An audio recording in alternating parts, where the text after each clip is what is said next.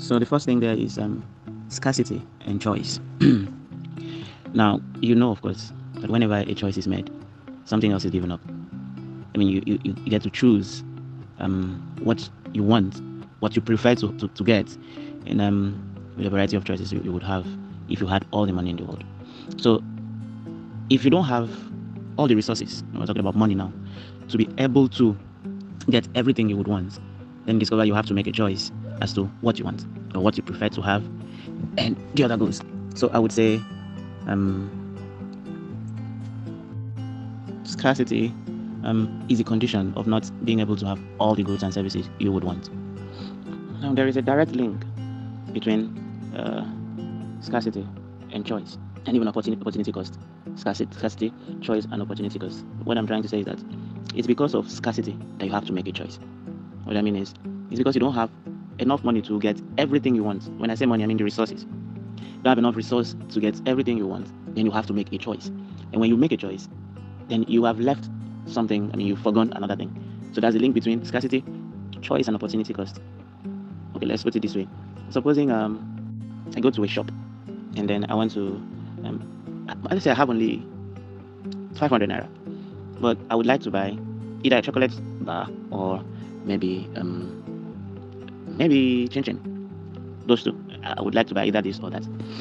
Now, the scarcity of the resource that I have, scarcity of the money, would mean that I have to choose. Since 500 naira may not be able to take care of chocolate bar and the chin chin, then I have to choose one between those chocolates and the chin chin. I've made a choice. Once I make that choice, then I've given rise to opportunity cost, which means I've let go one of the things I would love to buy. So for the opportunity cost, which has now played out, let's even imagine that I want to buy. Let's say I like Market Square bread, and I also like nibbles. So I have those two choices of bread I like.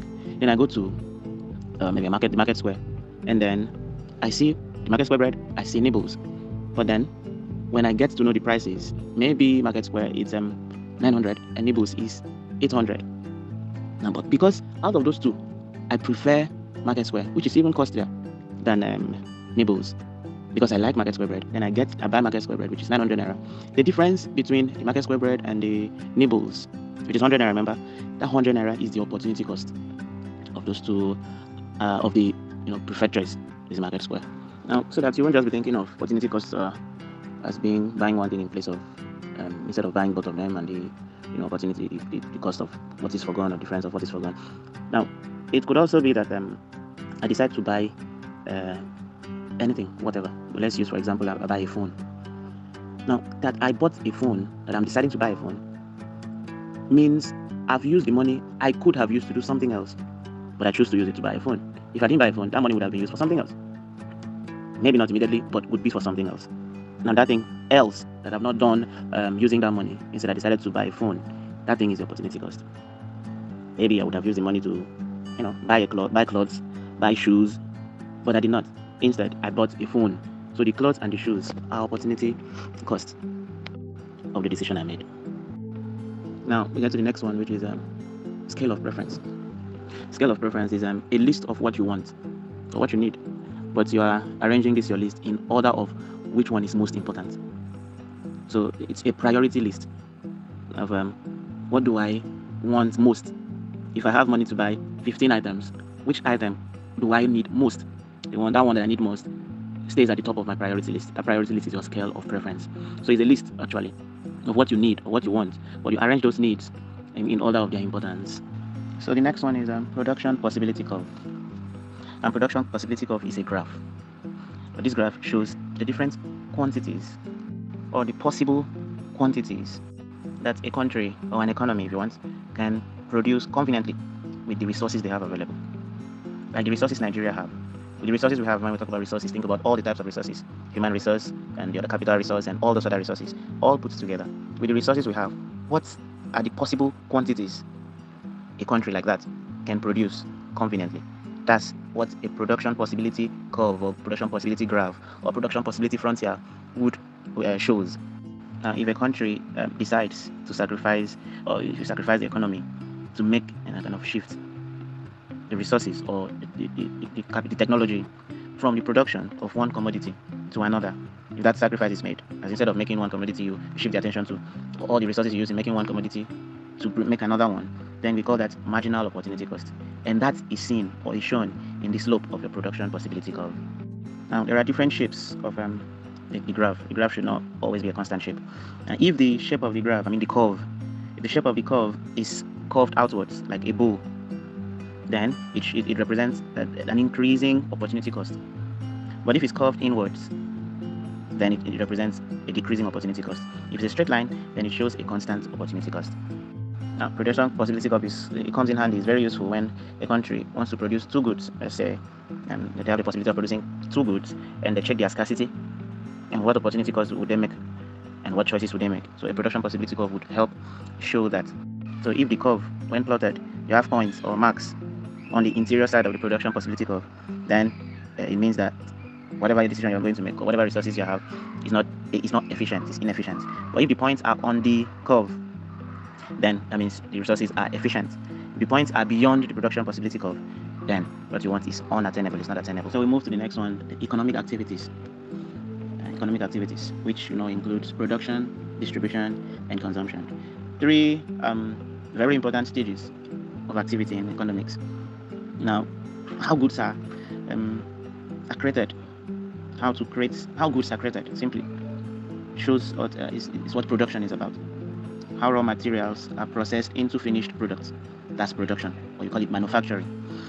Distribution is how these finished goods are taken to different areas of the economy, the country, or wherever to meet the consumers, which now leads to consumption.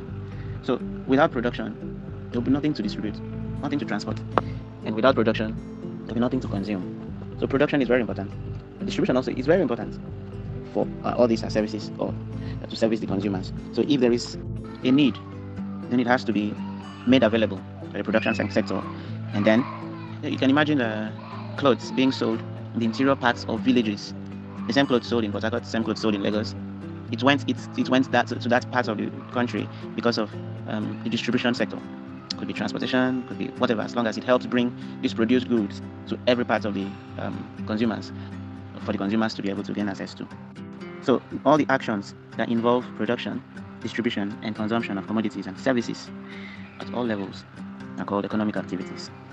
Now, how do we classify these factors of or this economic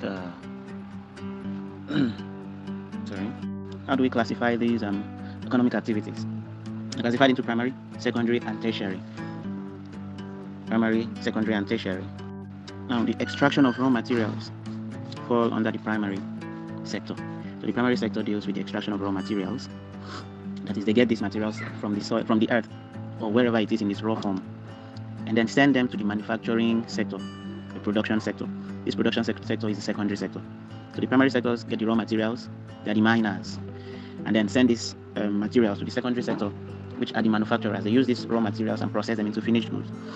And when they are processed into these finished goods, these goods and services, other services, are then controlled by the tertiary sector. So this is three main classification of economic activities.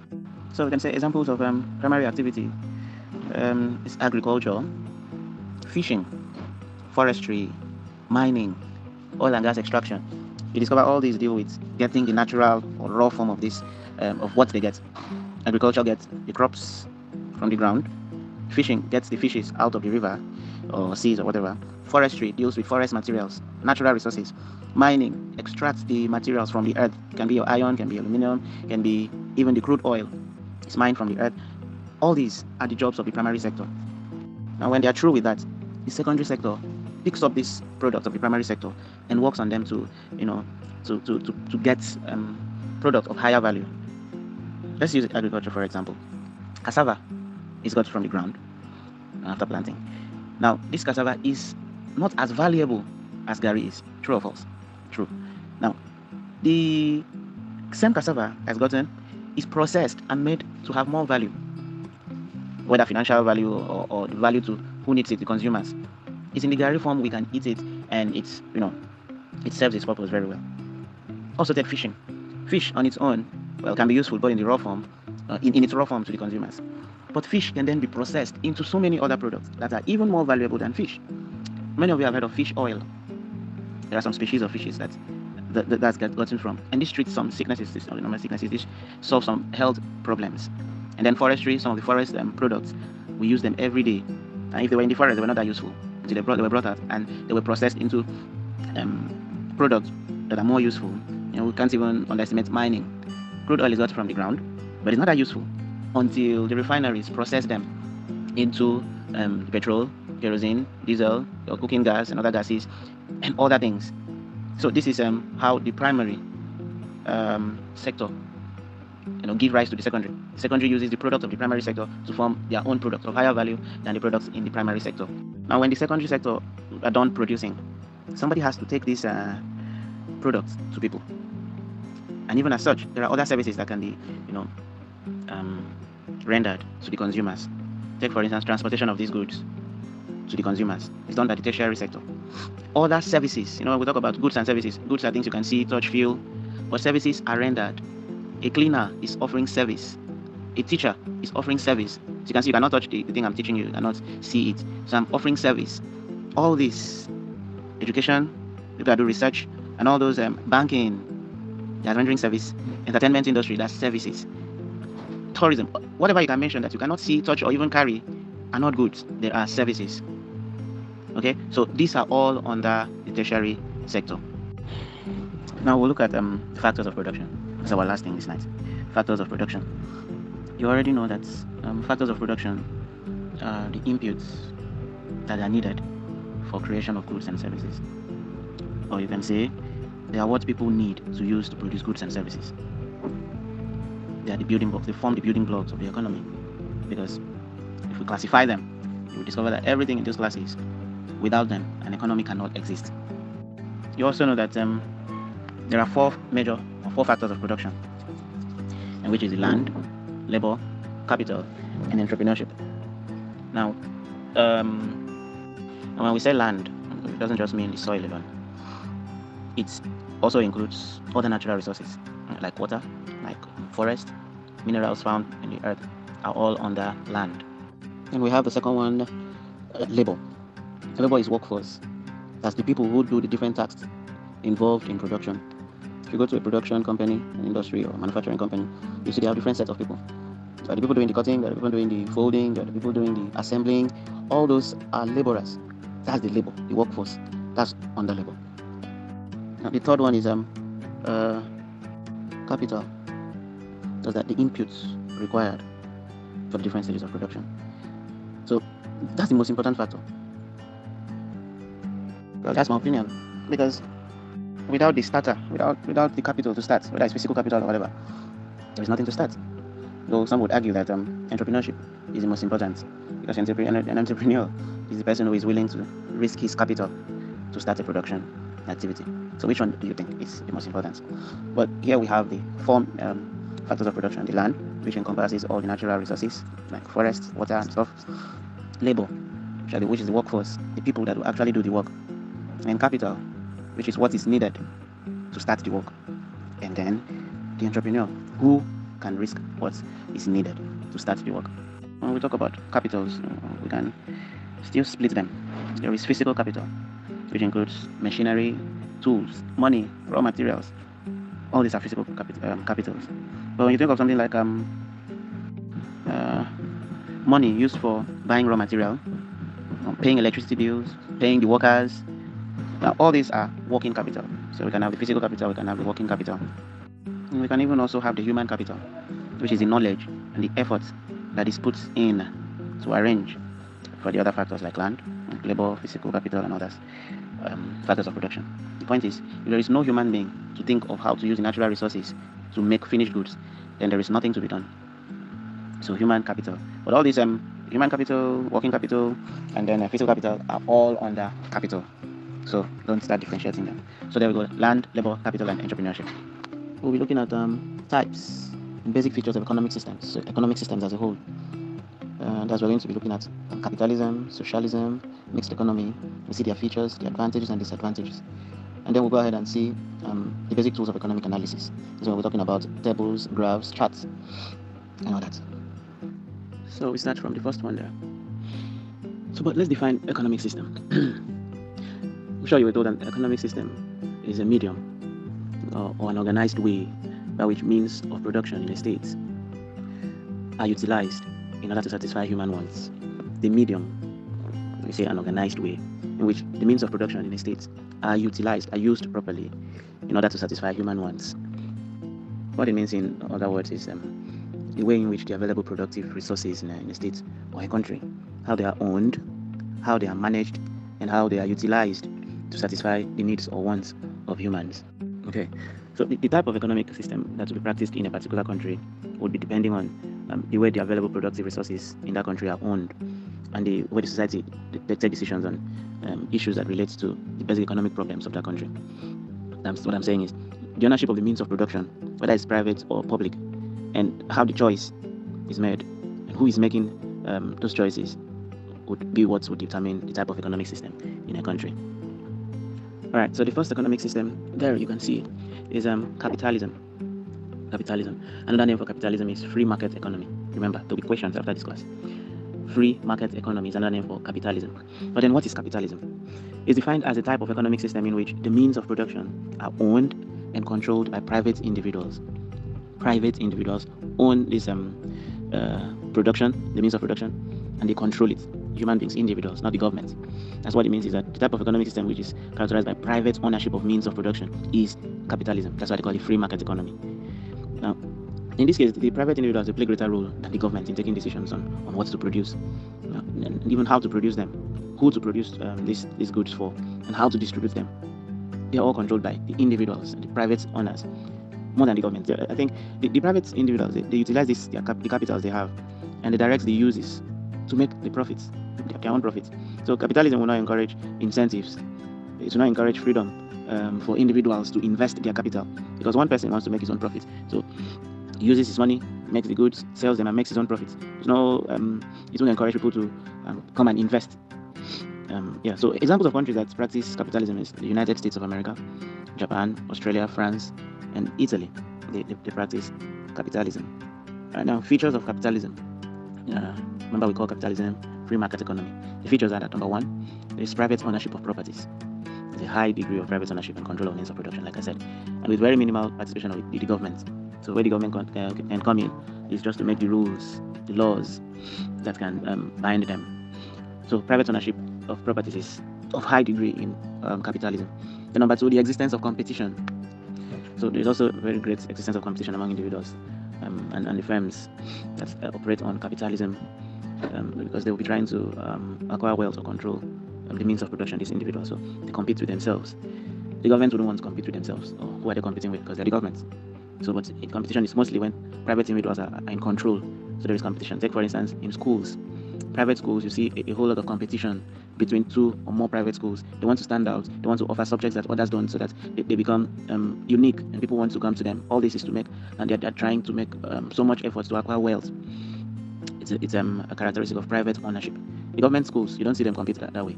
They just teach you basic things. Students will turn up, of course, because it's cheap, but you don't see them competing for power or wealth and stuff like that. So number two, existence of competition is in private market economy. Capitalism, that is private ownership economy.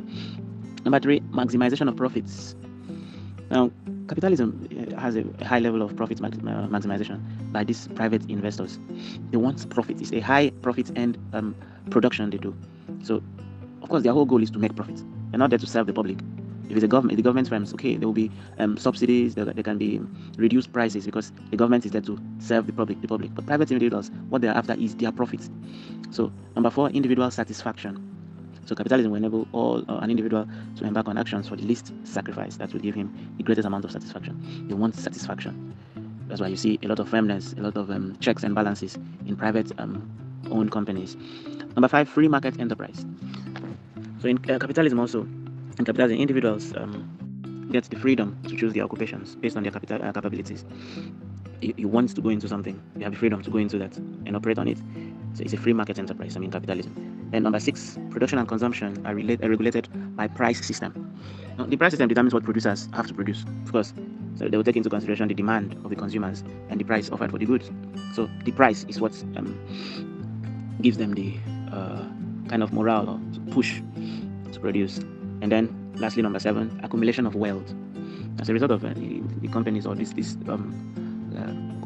companies owned by individuals, as per individual ownership of these means of production, capitalism will make them accumulate wealth. You can see Dangote, he has so many, if he's not, he's not the richest man in Africa, but because of the different company he owns by himself, he's able to acquire a lot of wealth, and he's even standing out as one of the richest in the world. So those are the features of capitalism. Now, quickly, the advantages of capitalism. Number one, free enterprise. So capitalism will encourage maximum freedom of enterprise. So people are not forced into a particular system. They have the freedom to choose. Then number two, it encourages hard work. And in capitalism, people are free to own properties, and it will encourage them to work hard because they want to have more. Human beings' wants and needs are insatiable. And number three, it leads to specialization. So capitalism will boost specialization because of the increase in large-scale production of commodities.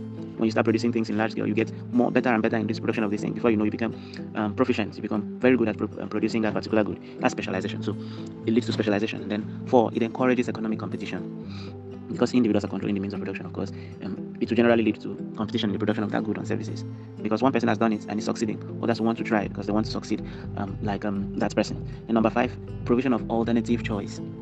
And the availability of goods and services produced by private individuals will enable consumers to have a wider range of choice because it's available. And let's choose.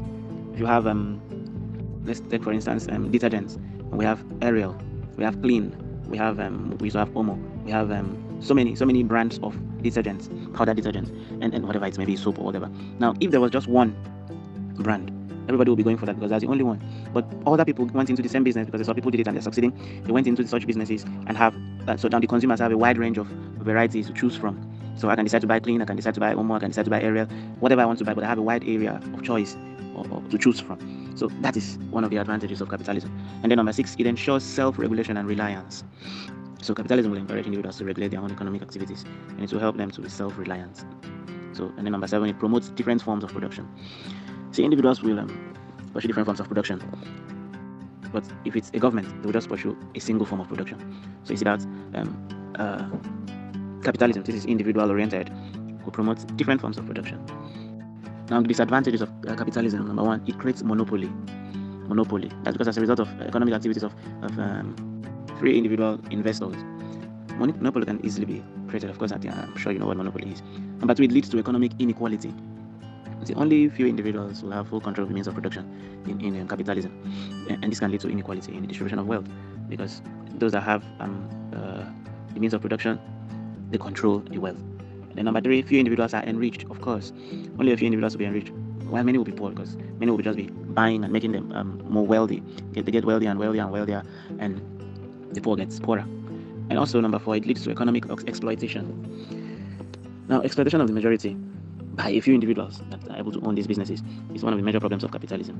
You know, when noodles, like for instance, Indomie decide to increase their price because they feel they are the boss in the world of noodles in Nigeria, they increase their price almost monthly. Nobody is able to complain. People that feed on that, they keep suffering because they keep buying these increased prices. Now, even if the company making Indomie wants to increase based on nothing, not that the price of production has gone up, but they just want to keep increasing because they feel they want to make more profit, nobody would know. They would just feel the economy is bad and stuff, but they are busy exploiting others.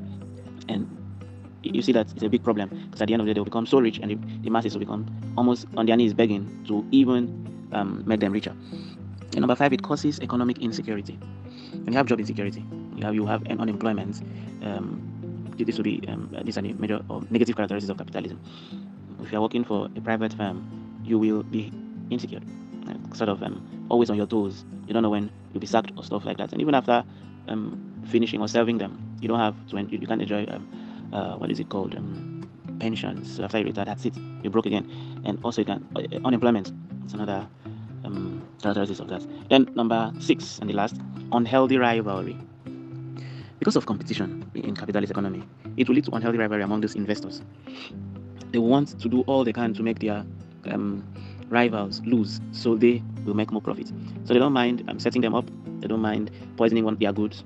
So when people start dying because they're taking another person's goods, they will hate their good and then stop using it. Then other people that produce the same good will have a higher percentage of the sales you were having because people have stopped buying from you or buying your goods. Okay, so that's capitalism as a whole. Now we move to socialism.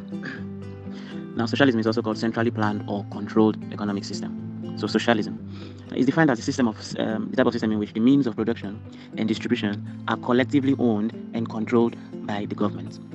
So means of production are owned and controlled by the government. Now, companies and industries or corporations that are responsible for the production of goods and services here that are required in the country, they are owned and they are controlled by the government. So these companies that are owned and controlled by the government is operating on the socialism economy. So the major aim of socialist economy is to produce goods and services for the general welfare of the citizen. So it's almost the opposite, in fact, the opposite of capitalism. So profit maximization is not a feature of the socialist economy. They're not there to make profit. The government is not there to make profit. Take for instance, look at the government schools. Tuition fee is free. So they pay very small amount of money as fee. The government is not there to make profit. It's to serve the nation, the country, the citizens. That's what the socialist economy is after. So profit maximization is not one of the features of the socialist economy. Now, socialist economy system has a restricted market. It's centrally planned and in which there is no private ownership of means of production. Now, in this system, individuals or citizens work collectively for the advancement of the country, which the government, on the other hand, centers or caters for the welfare of the citizens. Now, goods and services produced are shared to individuals according to their needs and their contributions to the advancement of the country. But where private individuals may not want to produce goods and services, they do so in trust and under very close and strict supervision by the state. Now, examples of countries that operate in socialist system is China, Czechoslovakia, something like that. And then you have Romania, Poland, Bulgaria, and so many. But in Africa, the countries that practice socialist economy, Ethiopia, Angola, Burkina Faso, Mozambique, and the rest. Now let's see the features of socialism. Number one, joint decision making. You'll be having a greater number of citizens taking collective decisions on what to produce in socialism, and even how to produce and who to produce to. So you have a joint decision making. And then number two, there is a non-profit motive. So like I earlier said, the motive in socialism is not to make profit. Number three, promotion of welfare. So the motive in socialism is to provide goods and services for the welfare of the citizens.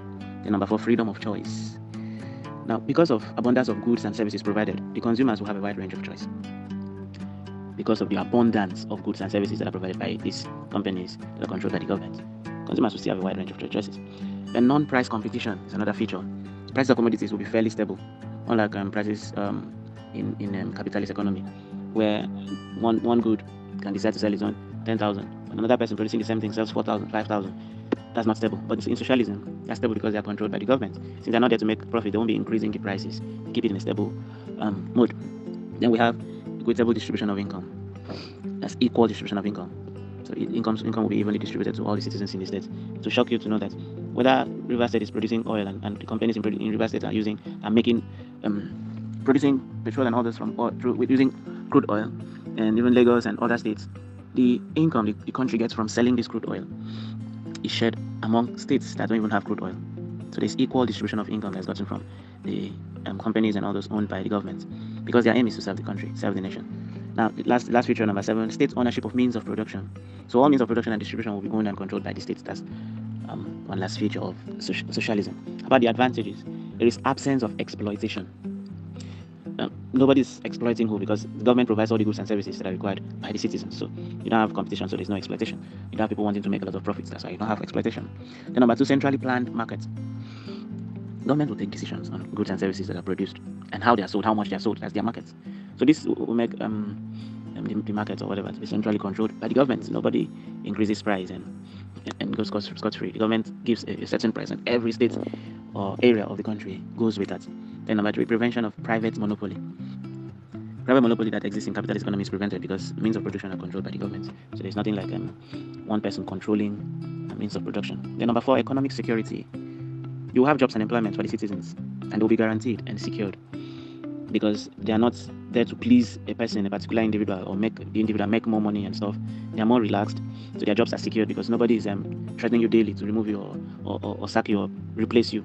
And even when you retire, there are still some pensions, some little amount of money coming in to show appreciation for working for the government. So there is job security, economic security. Then number 5, absence of economic rivalry. Now, economic rivalry will be among private individuals, so it's always going to be absent in socialist economic system, because governments don't rival itself. It's also just one government in a country or in a state, so it doesn't rival itself because it's itself. All right, now disadvantages of socialism. Number 1, there is absence of alternative choice. The government wants to produce one thing, the government cannot choose to produce another thing.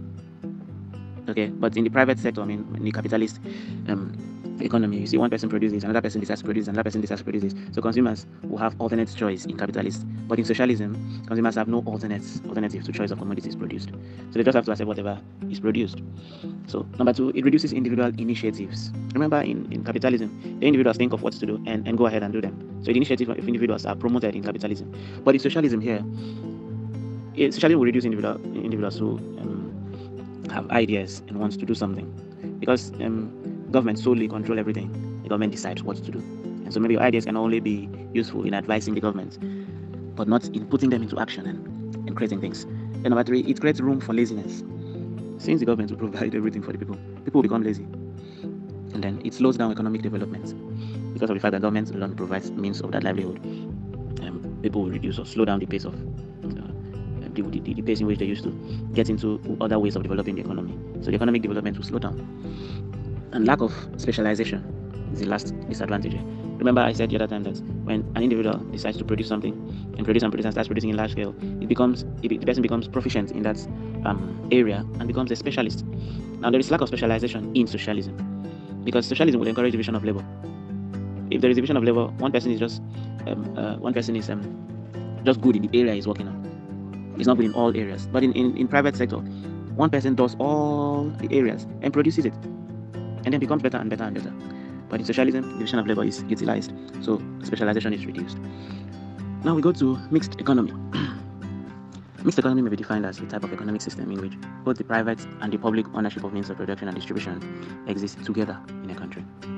So under this economic system, you will discover that resources or the means of production, they are jointly owned, and then they are managed together by both the public and the private interests.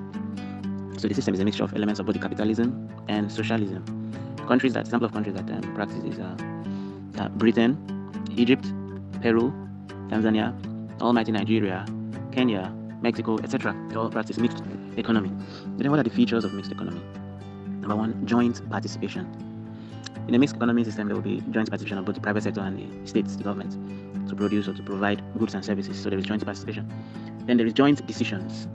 So decisions on what is to be produced and then the quantity to be produced, they are jointly taken by both the private and the public sectors in mixed economy. And number 3, we have freedom of choice. Freedom of choice. Consumers in mixed economic system, they have freedom to make a choice. Also, the government will listen and they can decide, but the consumers have freedom to make a choice. Then 4, checks and balances. Another feature of economic system. There's a combination of both private and public sectors, so it will help to put a lot of checks and balances in economy. Because when the public sector goes, when the private sector wants to go wrong, the public sector will call them to order. So there are checks and balances. And then number 5, economic freedom. There is economic freedom in the area of production, consumption, and distribution of commodities. And then number 6, fair competition. Because the economic or the system accommodates the private and the government's ownership of means of production, it results in fair competition. The government is not really competing to overthrow the private sector. They can't do that. So the private will not be in any kind of pressure to try and increase their competition. So there is fair competition in mixed economy. So what are the advantages of mixed economy? Number 1, it encourages private initiatives. Private initiatives are highly encouraged because, of course, the decision making are made together with the government and the private sector. Number 2, there is freedom of choice. Of course, I said that the consumers and even producers in a mixed economy, they have a wide range of choice to make. Then number 3, it ensures economic development. Remember that the government and the private sectors are both working, so the activities will lead to economic growth of the nation. Number 4, it ensures job security. Remember now that where there are no jobs in the private sector, there are jobs in the government sector. So they both play a role in employment and all that. So there will be jobs and employment for people. Also, number 5, it prevents monopoly. Now, how does it prevent monopoly? Because there is joint participation, not one person being the decider and the alpha and omega. There is joint participation in economic activities by both the private and the public sector. So there is no monopoly by the government, no monopoly by the private. So it prevents monopoly. And how about the disadvantages of mixed economy? There is inequality of wealth. Inequality of wealth. Wealth is not equally distributed because there is a wide gap between the rich and the poor. So wealth will not be equally distributed. Number 2, emphasis is on profit. There is more emphasis on profit maximization at the expense of welfare for the citizens in mixed economy. Because even when the government, their aim would be to serve the nation, the private sector would have to make profits also. So the government would have to strike a balance.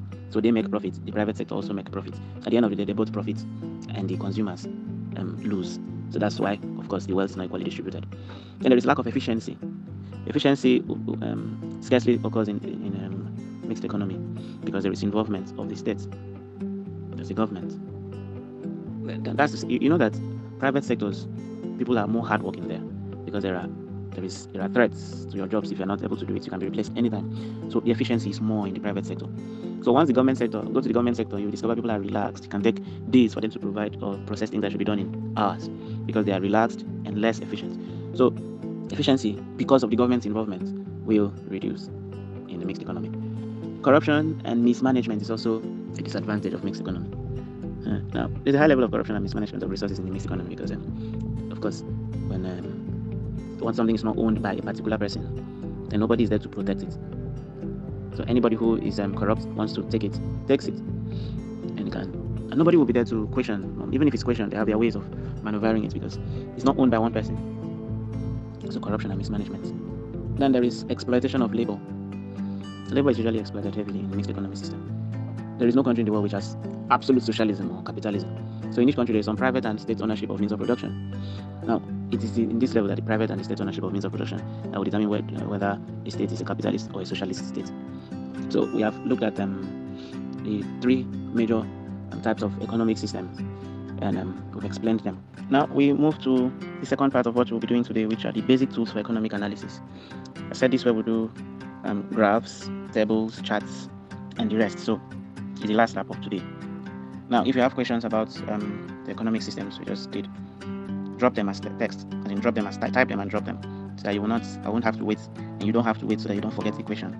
You type them and keep. When I finish this class, I'll go back and check them. So I'll keep going, and you keep listening. Even when you drop a question, you keep listening to the next one, and keep going. I'll answer questions one by one. But also take note of the pictures I've used here.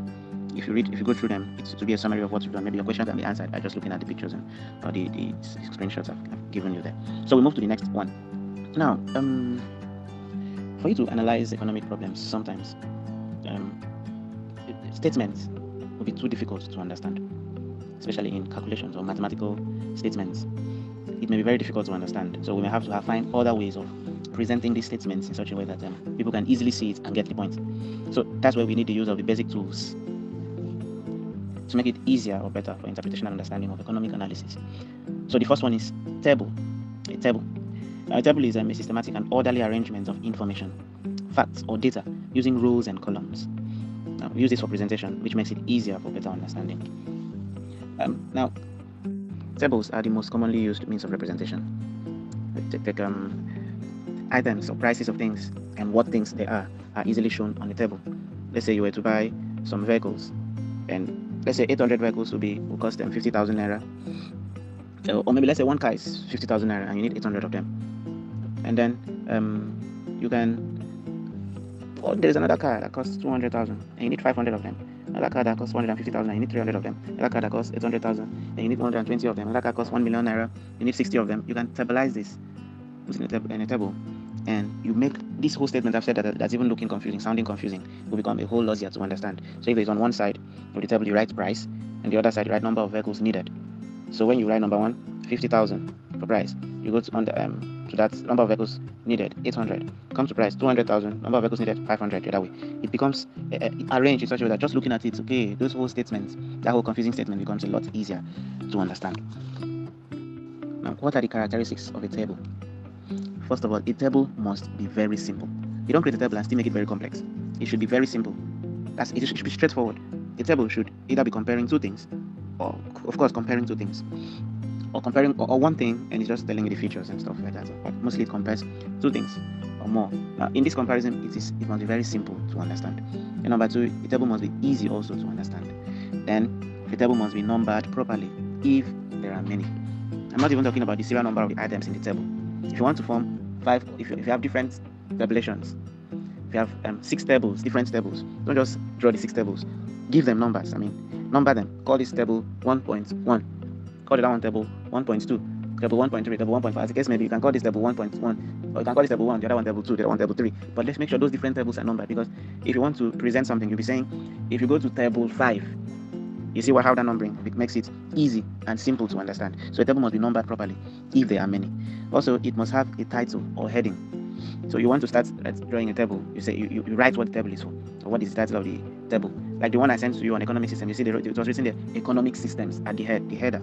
That's the heading, that's the title. And they went ahead and divided the table into 3. On the left hand side you have free market economy, middle you have planned economy, and then you have mixed economy.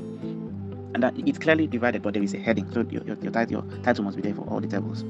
Now also the unit of measurements must used in the table must be clearly stated. If you have seen your take for instance physics and maybe other subjects, if on one side of the table you're writing out the lengths, you must put a bracket where you write length as the header there. Length you put in brackets centimeters or millimeters or meters. Whatever measurement you're using, clearly state it there so that it will be easily understood. Also, the source of information must should be noted, should be stated in the table if the source of information is known.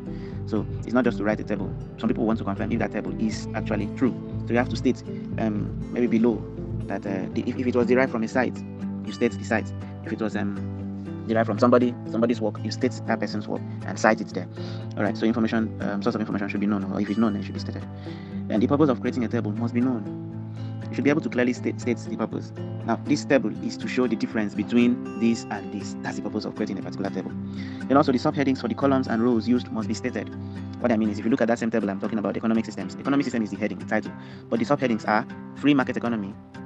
The next subheading is planned economy, and the last one there is mixed economy. Those are subheadings. They must be stated. You don't just start listing things. You want to know what's this column for, or what is this row for. That one economic system is having columns, not rows. All right, those are the characteristics of a table. That's like the features. What are the importance of tables? Number 1, ease of representation.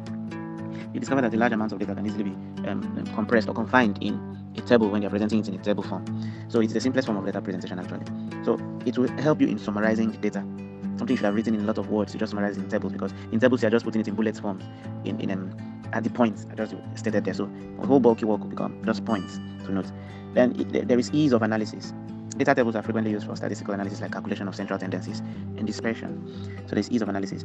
It helps in comparison. Like I said, you can compare 2 areas of something, or 2 commodities, or 2 whatever, using a table. One side talking about the other side comparing or opposing the other side, or telling what this other side has and the other one does not have. That's comparison. And next one, it's economical. So of course, if you had a very small space to take down notes on the different economic systems, like I just finished, and you have a small space, you can easily create a table and just be waiting for me to hit the point as I'm talking.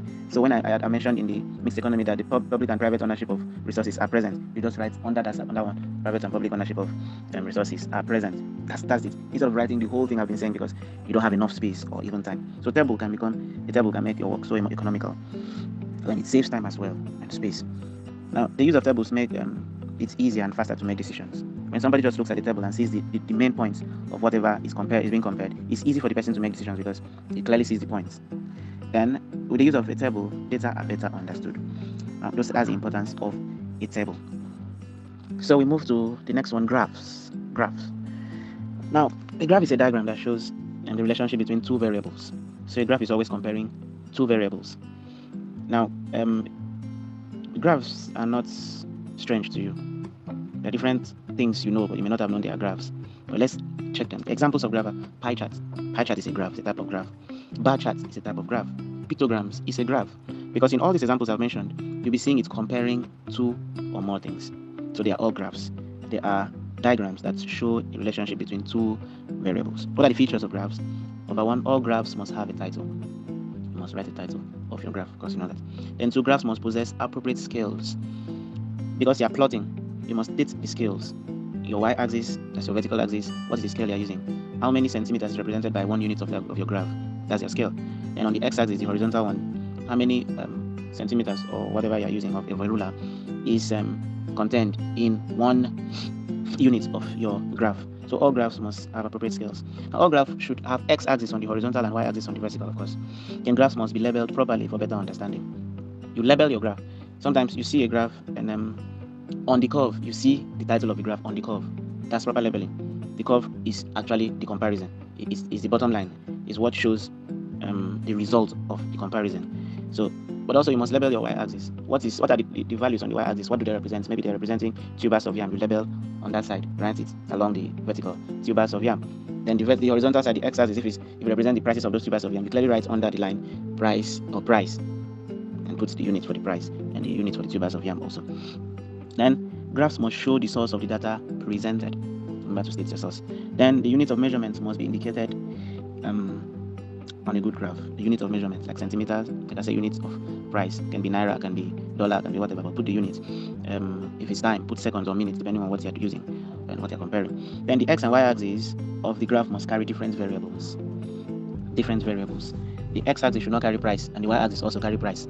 If the x-axis is carrying price, the y-axis should carry whatever their prices are in the x-axis. So like I said, tubers of yam should be on the vertical if so, and if the prices are on the horizontal axis. So both axes cannot carry the same variable. Now the importance of graphs. Graphs help to show relationship between two variables. Now they also make clearer and quicker impressions about quantitative information illustrated in a tabular form. Now graphs are even drawn. You plot graphs, you sketch graphs out of the information gotten from a table. So the information on a table, if it's not gotten clearer, the graph will make it look very, very clearer. So also graphs also help provide basis for comparing variables provided in a table. Then graphs make it possible for changes in variables on quantities to be expressed. And then values of quantities provided in the table are better understood and appreciated in graphs. Alright, we have different types of graphs, like I mentioned. We're going to look at them one by one. We have line graph. A line graph, as the name implies, is a line used for data where emphasis is on continuous change. What this means is just that a line graph is used to join or connect the highest and the lowest points of a group of data. So you can have a straight line graph, like you've been having in your maths and stuff, physics. You can have a curve also, but those are line graphs. Now, take for instance, I will send a table to you for you to use, and I can see how a line graph is made of from that. Let's say we have a table that shows the production of cocoa from 1980 to 1990. That means how many years? Mathematicians, 1980 to 1990, how many years? Now, I will create a table first. Remember I said information represented on a graph is first on a table. Now, I create a table divided into two sides. The left-hand side has year, the right-hand side has cocoa production in tons. That tons is the unit. Of course, year don't have units, so I can write year in this, or year in minutes. Year is year, so that's the unit is already known. But cocoa production, the unit is in tons, so it's clearly stated. Now, in the year 1980, the production was 8 tons of cocoa. 1981, 10 tons. 1982, 12 tons, and so on. And then 1990, I produced 28 tons. Now, I can represent this in a line graph. You will see that line graph I'm sending to you. I will arrange, let's say, on the vertical axis, the cocoa production. On the vertical axis, that's the y-axis. And then on the horizontal axis, the x-axis, I put the years there. So the two variables that are on my table, I've put them on my line graph now.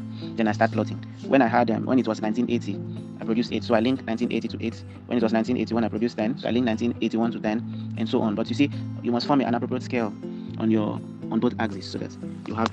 Now we move to pie chart. Now a pie chart is also a graph, of course, but it's a circle. The circle, any convenient size of yours, but it's a circle, and it's divided into sections. We call these sections sectors. Each of these sections is proportional to the quantity or value that it represents. So it's not just sectors of any size you want, but the size that's proportional to the size of the value that you want to represent there. Now, a pie chart is usually measured either in percentage or in degrees. Mostly degree, because a circle is 360 degrees. We divide different sectors into degrees, and we with the aid of a protractor, we're able to construct a pie chart. Remember, the entire circle is 360 degrees, and we can use a protractor to divide them after calculating. So what are the procedures for these calculations? So number one, add up the total figure of the product or value under consideration. You will see, I'll give you an example. Let's say we have a table now, export product and in one side, and then value in millions as a unit. We have cocoa, which is valued at 200 million, groundnut is valued at 140 million, petroleum is valued at 240 million, coal is valued at 50 million, and then other products valued at 90 million. I have this table now. Now I have to, number one, add up the total figures of the product or the value under consideration. The total figure for the value in million, I'll add it 200 to 140 and 240 to 50 and 90, and I'll have 720. That's my total figure. So that's the first thing to do. Then number two, work out the percentage or degree of the total with which each component part represents. I'll then start working out what degree, how many degrees does 200 million represent in a circle. Remember, a circle is 360 degrees. So because I've totaled I've added the value and I have 720 as total, I'll pick one of them. You know, this 720 was made up of 200, 140, 240, 50, and 90. I'll pick one of them each. Now, when I had cocoa 200, I'll say 200 all over the total, which is 720, times 100, trying to create a percent now, times 100. So if I do that, I'll have 29.8%. So that means cocoa is 29.8% of 720. You get my point? So with that 29.8%, I've gotten the percentage that cocoa will that cocoa takes up. Now, how do I represent this percentage in a pie chart?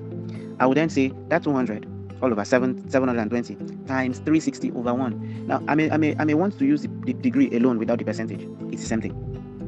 If you use the degree alone, straight up, you're using that in the circle. So I would not even advise you use percentage and degree in the same table in your calculations. Instead, you choose one, which is degree. So instead of saying 200 over 720 times 100 over 1, which gives 29.8, you can just say 200 over 720 times 360, because the whole circle is 360 degree over 1. And you will have, and your answer is 100. So you know that of the whole circle, which is 360, cocoa will take up 100 degree of that. You will be doing the same for groundnuts. If you finish calculating 140 all over the total 720 times 360, you have 70% or 70 degrees. So 70 degrees as groundnut has taken up 70 degree. Remember, cocoa took up 100 degree. Like that, you calculate all of them till the others, which is 90, and you calculate and you have 45 degree. Now you must make sure that the total of all your degree calculations is 360. If you have done it correctly, when you add them up, you have 360. You have worked out the degree of the total to which the components parts represents. And after doing that, you draw a circle of any convenient size. It can be big, it can be small, but remember you're going to use protractor to connect them, to create the lines inside the sectors. So don't make it too big that the protractor will not be able to work with it. So when you draw the circle, then you divide the circle into sectors, and according to what you have in your table, that the new table you formed that has the degree values using a protractor. Then you have to write out this the value of each sector. Okay, so quickly we go to the next one, bar charts. Remember, bar chart is also a graph.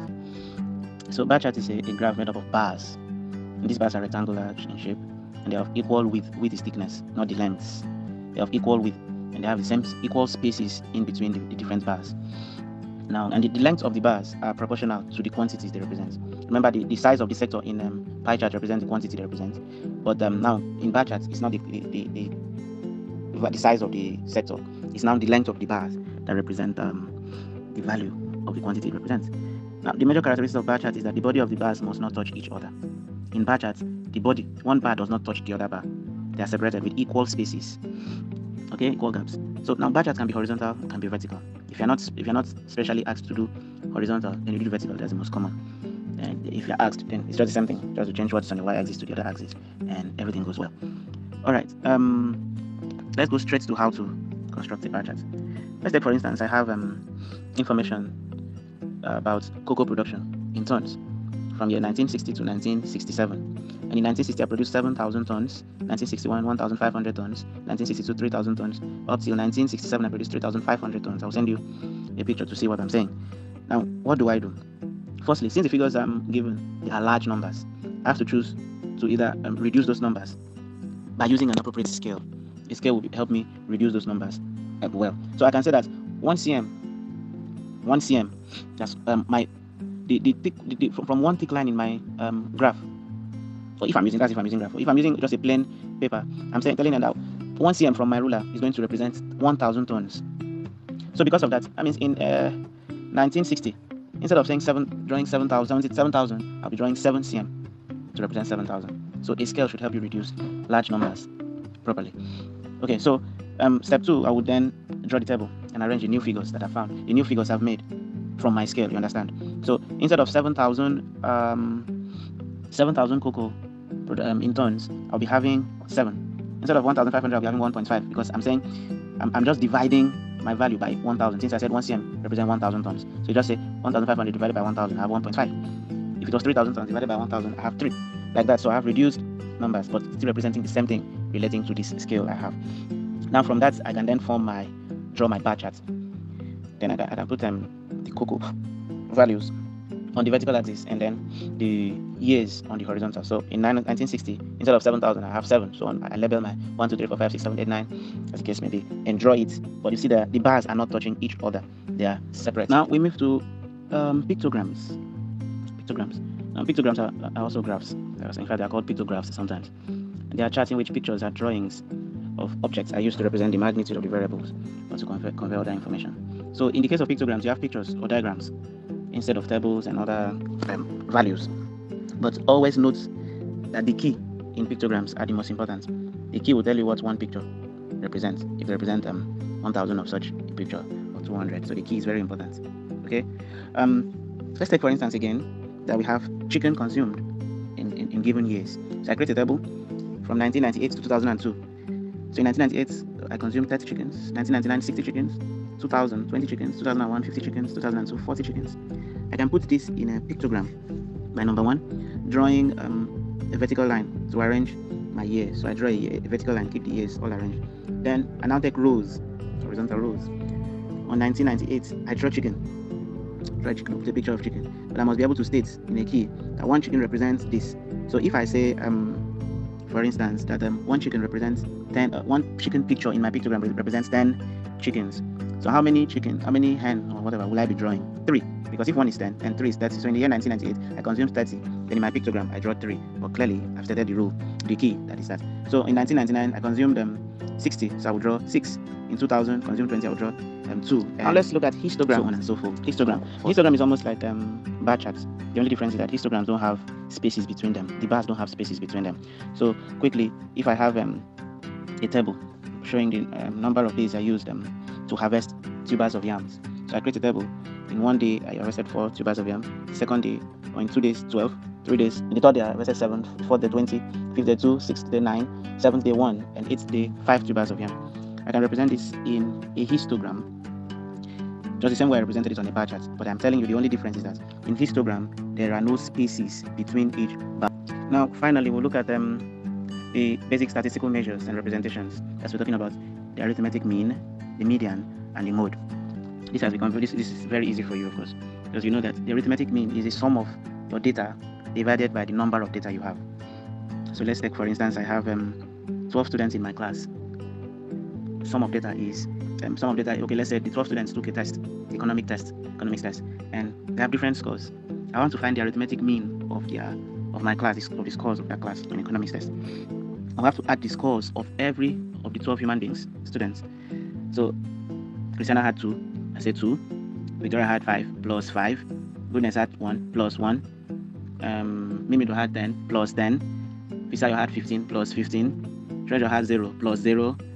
Renel has 7 plus 7. I keep adding till I add all the scores of the 12 students in that class. Then I divide the whole score by 12 since there are 12 students. That's how to find the arithmetic mean. Of course, there are other means in your further math and all those with formulas if you have frequency tables, but it's all going to give you the same result. Now, the median, of course, is a middle number, but this is a middle number when after you've arranged your data in rank order, that's either in ascending order or descending order. So, like all those scores I've mentioned, I have to arrange them in ascending order or descending order to be able to know my median. So I will start with 0 because somebody had 0. And somebody had 1, I will write 1. Somebody had 2, I write 2. Somebody did not have 3, so I will not write 3, I write comma, wait, search for the next number, next smaller number, or bigger number than the one I just mentioned. I write 5, then comma, I write 7, like that, 15, like that.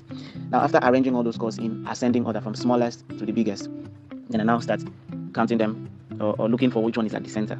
If I find one number is at the center, then that number is my median. There are also other formulas also.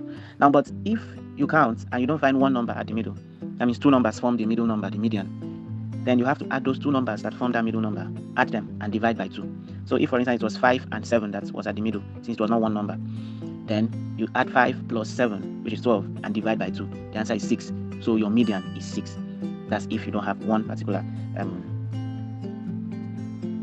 number as your median. Now it's always like that if you have even number of scores or data. Even numbers, if after adding you are 12 in number, so that's an even number of scores I will have.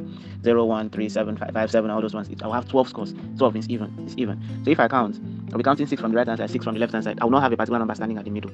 So I'll take the last number that is the 6th one and the first number that continues with that 6. Those are the 2 middle numbers and do what I just said. But if you have odd number of values or data, you will always have one data standing out as the median. That's the middle number. Now the mode is the data that occurs most frequently. So in that test, if only one person had 0, things was treasure now, and one person had 1, 2 people had 4, 3 people had 5, 5 people had 7, and 2 people had 9 or 15 or 9. I'm just using another. Now, of all those scores, which score do we have the most number of people? Of course, 5 people have 7. So my mode is 7 because 7 is the data I have with the most number of people. That's the most occurring frequency. So mode is the data with the most occurring frequency. All right, so that's mean, median, and mode in a simple way.